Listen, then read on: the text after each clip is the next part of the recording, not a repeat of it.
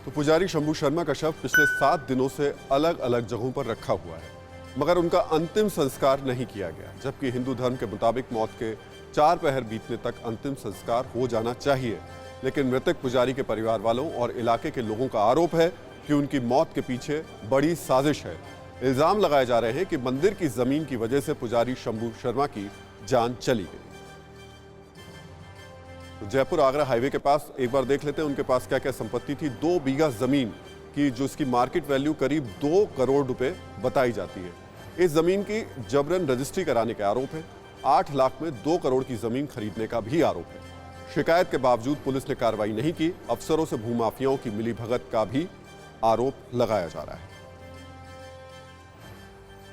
दौसा में पुजारी की मौत का मामला अभी शांत भी नहीं हुआ। इस बीच सवाई माधोपुर से भी एक पुजारी पर हमले की खबर सामने आई है। खबर है कि सवाई माधोपुर के गंगापुर इलाके में मामूली कहासुनी के बाद हनुमान मंदिर के पुजारी को मारपीट के बाद गोली मार दी गई। हालांकि गोली पुजारी के पैर में लगी, जिसकी वजह से उनकी जान बच गई, लेकिन पुजारी पर हमला करने वाला अभी भी पुलिस की पहुंच से बाहर है। उसके साथ मारपीट हुई। मारपीट में उसके सिर पर भी चोट है और पैर में भी चोट है और अभी वो वहाँ ट्रॉमा वार्ड में भर्ती है। मैं, हमारे डीएसपी साहब, एसएचओ और हमारी पूरी टीम उसकी दस्तयाबी में लगी हुई है। शीघ्र से शीघ्र हम मुलजिम को अरेस्ट कर लेंगे। सियासत अपनी जगह है, लेकिन सवाल यह है कि आखिर क्यों और कैसे भूमाफिया मंदिरों की जमीन पर कब्जा कर लेते हैं। राजस्थान में पिछले 1 साल में ऐसे कई मामले सामने आए हैं और उस पर सियासत भी हुई है। करौली में अगर हम बात करें, राजस्थान के करौली में अक्टूबर 2020 में एक पुजारी की हत्या कर दी गई थी और उसके पीछे भी भूमाफिया बताए गए थे। सीकर में अगस्त 2020 में एक पुजारी पर इसी तरीके से हमला हुआ। माउंट आबू में मई 2020 में संतों के साथ मारपीट की गई। लेकिन सिर्फ राजस्थान नहीं, देश भर में इस तरह के कितने ही मामले देखने सुनने को मिलते हैं।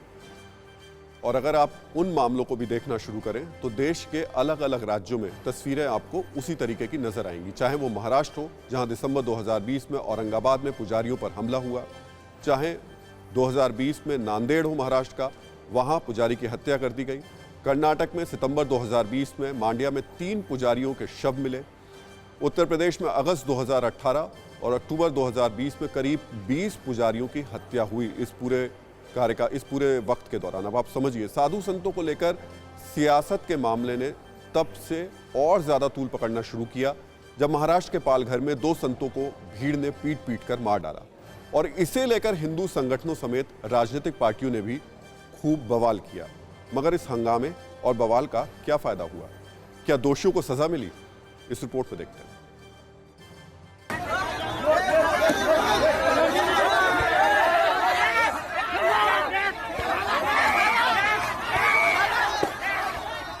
सोलह अप्रैल 2020, ठीक 1 साल पुरानी इन तस्वीरों ने पूरे देश में सनसनी मचा दी थी।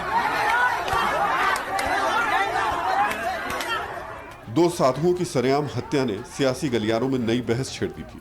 जिस निर्मम तरीके से भीड़ ने पीट कर संतों की हत्या की, उसके बाद देश के संत समाज की सुरक्षा पर सवाल खड़े होने लगे। इस हत्या के विरोध में सड़कों पर जोरदार प्रदर्शन हुआ, संसद में बवाल हुआ और महाराष्ट्र की उद्धव सरकार पर साधु संतों की सुरक्षा में विफल रहने के आरोप लगे। कुल मिलाकर सियासत चरम पर नजर आई। मगर इस जघन्य हत्या के बाद 1 साल में हुआ क्या? क्या संतों की हत्या के दोषियों को सजा मिली? क्या इस हत्याकांड की वजहों का खुलासा हुआ? संतों की हत्या के बाद जो आरोप लगे थे, क्या उनकी जांच हुई?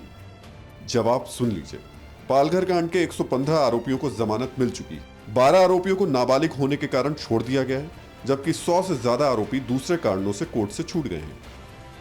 अब संत समाज ने दोषियों के खिलाफ कड़ी कार्रवाई नहीं करने के लिए महाराष्ट्र की सरकार को कटघरे में खड़ा किया है और पालघर केस की बरसी पर बड़ा आंदोलन शुरू करने की चेतावनी दी है।